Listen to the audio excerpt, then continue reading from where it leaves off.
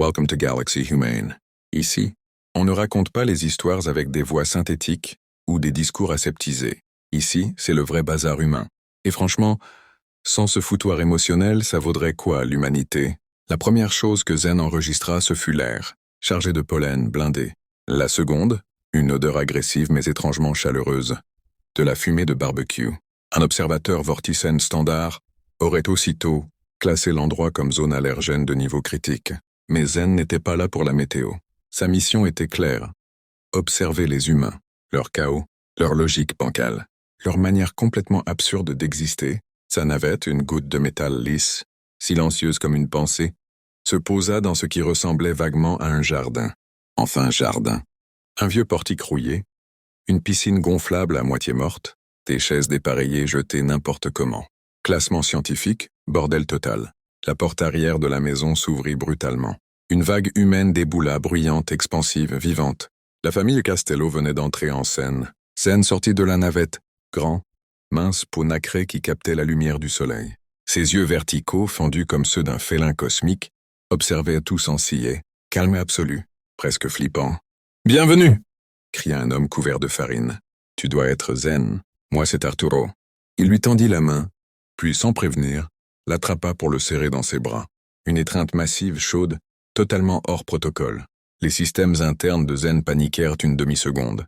Contact physique non autorisé. Temp. Zen comprit très vite une chose essentielle. Le jardin, c'était juste l'échauffement. La vraie épreuve commençait à l'intérieur. La maison des Castello n'était pas simplement en désordre. Non, c'était une œuvre d'art abstraite faite de bruit, d'odeurs et d'objets abandonnés en plein milieu de leur existence. Du pain en train de cuire, de la peinture acrylique, une odeur de chien mouillé et un truc, vaguement sucré mais un peu cramé, flottaient tous ensemble, comme s'ils se battaient pour dominer l'air ambiant.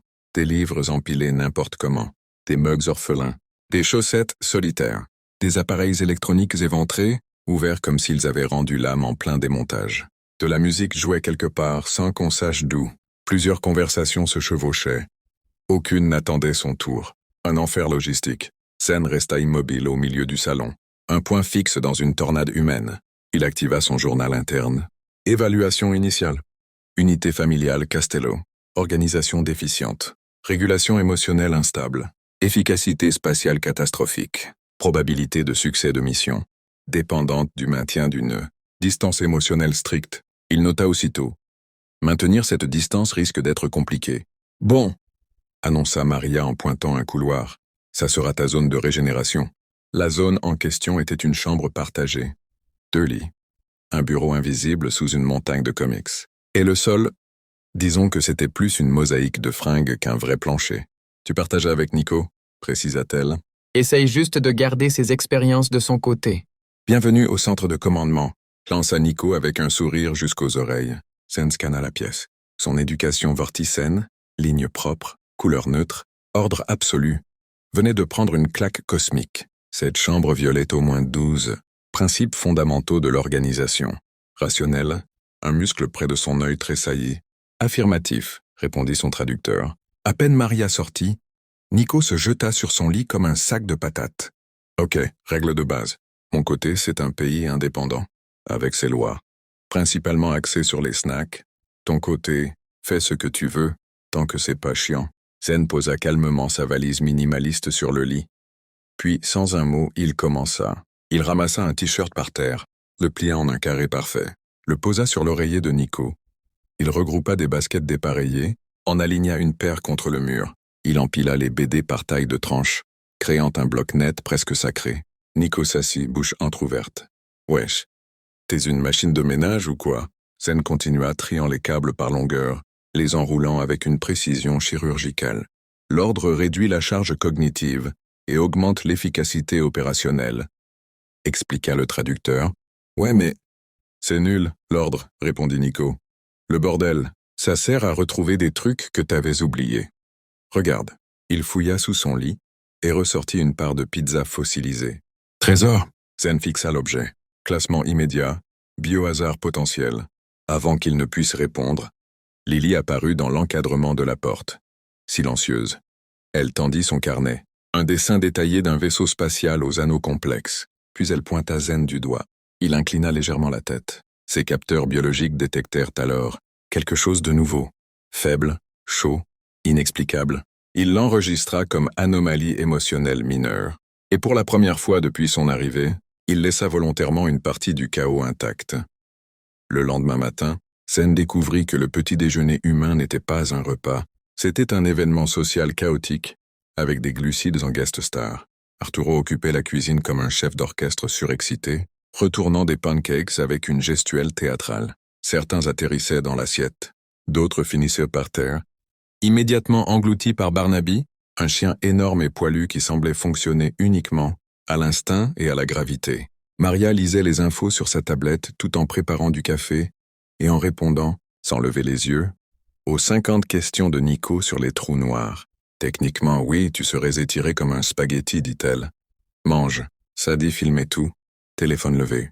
Ici, nous observons le mâle alpha exécutant l'ancien rituel du pancake, commenta-t-elle d'une voix monotone, une tentative désespérée de prouver son utilité sociale à base de pâtes. J'ai entendu, lança Arturo sans se retourner. Zen était assis à table, silencieux, essayant de cartographier les flux de communication. Les échanges se chevauchaient, rebondissaient, se comprenaient sans structure apparente. Le chaos fonctionnait. Ce qui, logiquement, n'aurait pas dû être possible. Arturo posa devant lui une assiette. Pancakes. Analyse interne. Disque de glucides à haute densité, consommé par les humains au réveil. Zen coupa un triangle parfait et le mangea. Texture molle. Goût neutre. Fonctionnel. Il hocha la tête. Arturo s'assit en face, horrifié. Non, non, non. Tu fais ça n'importe comment, mon gars. Il sortit une bouteille en forme de cabane en bois et versa un liquide ambré épais sur l'assiette. Le sirop d'érable. L'âme du pancake. C'est du sucre, Zen, dit Maria. Mange. Pour une fois, Zen analysa la substance. Sucre concentré issu de la sève d'arbres terriens. Il coupa un nouveau morceau, imbibé de sirop et le porta à sa bouche. Impact sensoriel immédiat. La douceur explosa comme une surcharge électrique dans ses récepteurs. Ce n'était pas nutritif. Ce n'était pas logique. C'était délicieux. Ses pupilles verticales s'élargirent brutalement, révélant un violet profond. Il se figea. Ça des zooms. Oh, ça, c'est de l'or, murmura-t-elle. Clic. Zen força ses pupilles à reprendre leur forme normale. Il avala lentement. La sensation persistait, comme une erreur système agréable, qu'il n'arrivait pas à supprimer. Anomalie enregistrée. Plus tard dans la matinée, Nico déclara sa nouvelle mission en plein milieu du garage. Objectif. Gagner la course de caisse à savon de Point Hudson. Il désigna fièrement les composants. Un chariot rouge, un moteur de tondeuse mort, du scotch ultra résistant et un casque décoré d'éclairs au feutre. Zen scanna l'ensemble. Probabilité élevée d'échec structurel catastrophique des basses vitesses. Annonça son traducteur. Donc, plus de scotch? Demanda Nico. Il dit que c'est un cercueil à roulettes? Corrigea Maria en posant une trousse de secours sur l'établi. Je la laisse là. Par précaution, Arturo arriva, essuyant ses mains pleines de graisse. Magnifique. Tu tiens ça de moi, fiston. Il proposa d'ajouter des bouteilles en plastique sur les côtés, pour l'aérodynamisme. Sadie filmait déjà la tragédie de l'ambition humaine, soupira-t-elle. Nico se tourna vers Zen, les yeux brillants. Toi, t'es de l'espace, tu sais forcément comment ça marche. Tu peux être mon ingénieur en chef? Logiquement, Zen aurait dû refuser. Participation non autorisée, contamination des données. Mais il repensa au dessin de Lily, au goût du sirop, à cette sensation étrange dans sa poitrine. Votre conception est fondamentalement défectueuse, déclara le traducteur. Pause. Cependant, je peux optimiser l'échec. Arturo lui tapa sur l'épaule, laissant une trace de graisse sur sa tunique parfaite. Voilà. Bienvenue dans l'équipe. Et quelque chose discret mais réel commença à s'allumer à l'intérieur de Zen. Le garage devint leur sanctuaire, un lieu sacré de taches d'huile, de métal fatigué et d'idées douteuses. Zen y passait désormais plus de temps que dans sa chambre, entouré de bruit, de disputes inutiles et d'un enthousiasme totalement irrationnel. C'était perturbant et étrangement agréable. Ces schémas précis de renforcement du châssis entraient en collision frontale avec les idées de Nico, qui voulait plus d'ailerons, parce que ça fait plus rapide, et la vision artistique d'Arturo, qui changeait toutes les heures. Et si on soudait un aigle géant à l'avant? Pour l'intimidation, proposa Arturo très sérieusement. Zen cligna des yeux. Il nota mentalement, concept non mesurable. Il construisait, il démontait, il reconstruisait. Le moteur toussa, mourut, puis recracha une fumée bleue qui enfuma tout le garage. Une roue, fixée plus à l'espoir qu'au couple de serrage, se détacha et alla mourir dans les pétunias de Maria. Personne ne cria, personne ne ragea. Ils éclatèrent de rire. Zen observa ce phénomène avec fascination. Chaque échec aurait dû provoquer frustration et abandon. Au lieu de ça, il déclenchait de la bonne humeur, comme si l'erreur faisait partie du plan. Nouvelle donnée enregistrée. Chez les humains, l'échec peut renforcer la cohésion sociale. Un après-midi, tout s'arrêta net. Une pièce essentielle du moteur céda définitivement. Arturo se redressa, dépité. Là, c'est mort. On retrouvera jamais ça. Nico baissa les épaules. C'est fini. Zen examina la pièce. Mécanisme simple. Usure évidente. Il déploya silencieusement un outil depuis son poignet, sa pointe changeant de forme avec une précision alien. En quelques gestes rapides, il remodela le métal, renforça les dents usées avec un composé de liaison. Il remit la pièce en place. Composant restauré à 92% de son intégrité structurelle, annonça son traducteur. Nico tira sur le lanceur. Le moteur rugit, pas élégamment, pas discrètement, mais il vivait. Nico cria de joie et sans réfléchir, passa un bras autour des épaules de Zen, lui tapant le dos avec une force excessive. « T'es un génie !» Le contact physique fut brutal. Mais cette fois, quelque chose suivit. Une sensation vive, nette, au centre de sa poitrine. Fierté. Cette nuit-là, Zen prépara son rapport bimensuel pour ses parents. Analyse froide. Ton clinique, il parla de réparation mécanique réussie et de dynamique familiale atypique. Il supprima les rires. Il supprima la chaleur. Il supprima la fierté. Il mentait. Plus tard, il regarda les vidéos de Sadie. Il se vit, couvert de graisse. Sourire sans s'en rendre compte. Il toucha son visage, surpris par la courbure de ses muscles. Le lendemain, ce fut le jour de la course. La comète, leur création, était un monstre. Moche, bancal, assemblé au scotch et à l'espoir. Nico, casque vissé sur la tête, tremblait d'excitation. « Rappelle-toi le plan, dit Zen. Et si ça vibre trop, abandonne le véhicule. »« Ouais, répondit Nico. En gros, foncer et survivre. » La course démarra. La comète trembla, hurla, manqua de se désintégrer à chaque virage. Maria hurlait. Arturo applaudissait. Zen réparait entre chaque tour avec des colliers de serrage. Sur la dernière ligne droite, tout explosa. Rouille d'arraché. Aigle envolé. Moteur mort. Ils franchirent la ligne en 4e position.